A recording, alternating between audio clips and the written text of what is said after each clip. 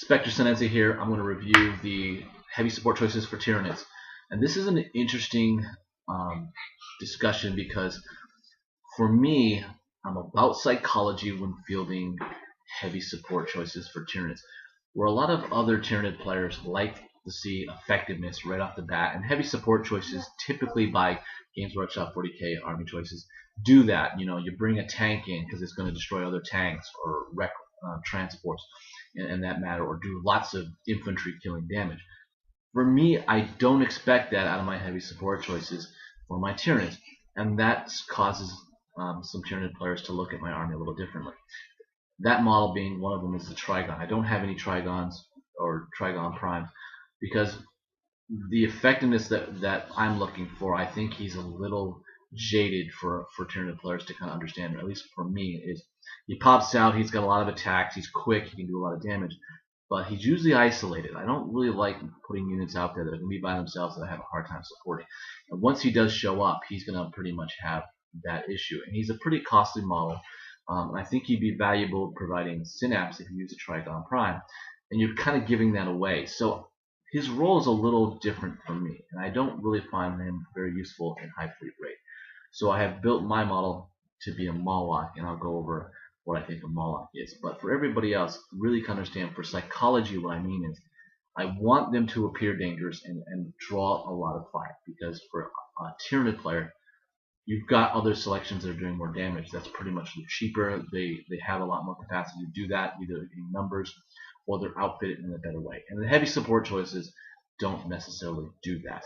And when you kind of put a lot of these things on the table, I'll explain more in an army build, but you'll understand a little bit more why High Fleet Wraith has gone in the direction for the heavy support choices that I have. Alright, High Fleet Wraith heavy support review. Starting with the Carnifexes. These models are really overpriced for their competitive play. The Strength 10 is wonderful. They can really shred things when they get close to combat, but it's a hard time to doing so. This old 3rd edition model, equipped with a Barbed Strangler.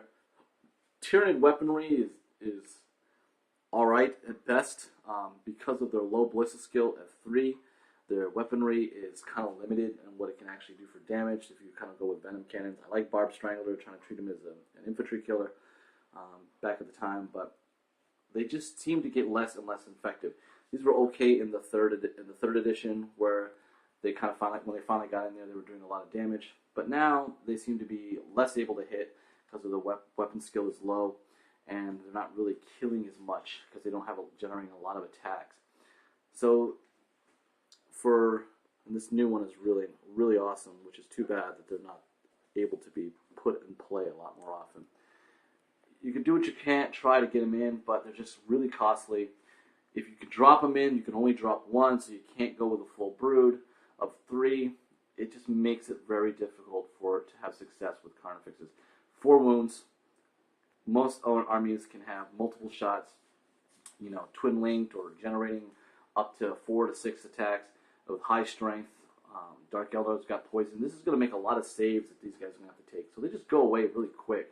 So for over 200 points, just really not worth it. Really not worth it.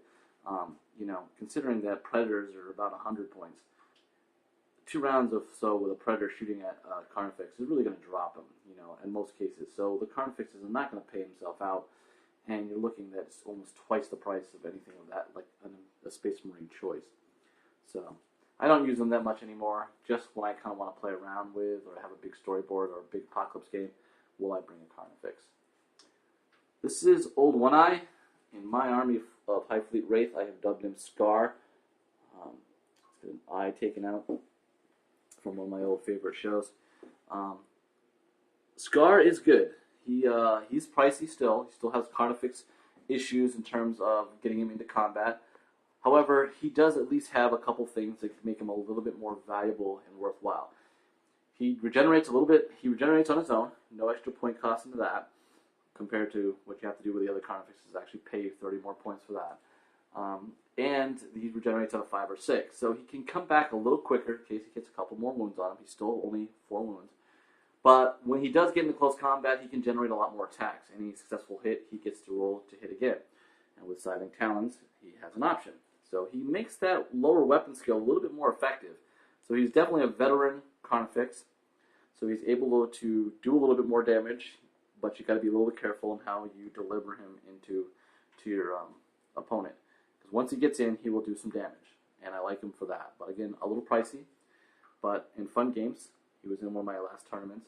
He did all right, draw a lot of attention, but he's just not going to last too long. That's the one problem with Carnifexes. The Biovores. 3rd edition, these guys were all right. Giving you a little bit of artillery pieces because the spores were pretty interesting in terms of you can launch them and not worry about them. They'll find a target at one point, run into it, causing some more issues, causing your opponent to maybe want to shoot these things. But in this edition, even though these are strength 4, AP 4, as a unit, it's a barrage weapon that will have to splat on your opponent. And most times, especially I play a lot of Marines. The Marines are popular, and they have a lot of 3 armor saves. I just find this a little difficult to do a lot of damage, and as a heavy support choice. And these guys themselves are not super tough. Still need line of sight to see, even though they're firing barrage weapons, if you really want to have that shot land dead on. Otherwise, it'll scatter it even further. So they're kind of vulnerable, a little, just not awesome. They're just all right. Okay, I don't really play Biovores much anymore. These guys are pretty neat, but again, just unpopular in terms of my using them for any great effectiveness. This is one of my favorites, the Moloch. He's one of those models that, to me, is a psychological terror. Yes, his stats are not as great as his brethren, the Trigon, but what he does when he arrives, surefire, draws attention to him, leaving, again, the more important Hive Tyrants alone. Even your Tavaragons are a little bit more important than him, but he's going to bring that attention almost immediately. The way he arrives is you put the template down where he's going to scatter. He erupts out of that. You want to actually put him on enemy units, because if that blast template is underneath him, it will cause a strength 6 AP2 hit. And against vehicles, that's immediately against the rear armor. So he can destroy tanks, and he has done so in the past for me.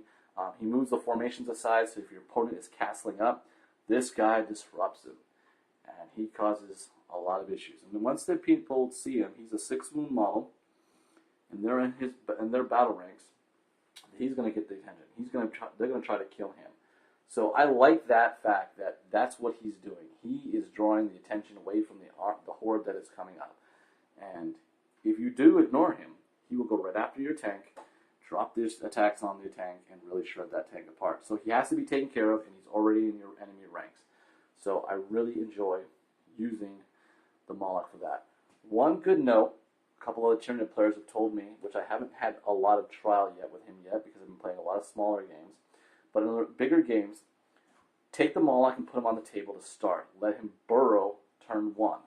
That way you immediately have him in turn 2, if you definitely want him early, which you usually do.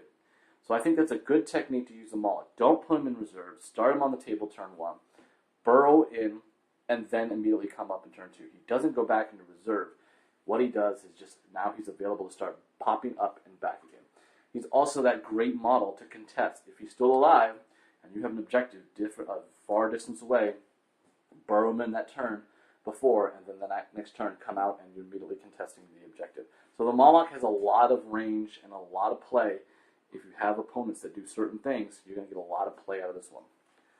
This is an old Armorcast model, the old Exocrine, which makes for a perfect terrain effects for me, because basically that's what I want, the Rupture Cannon.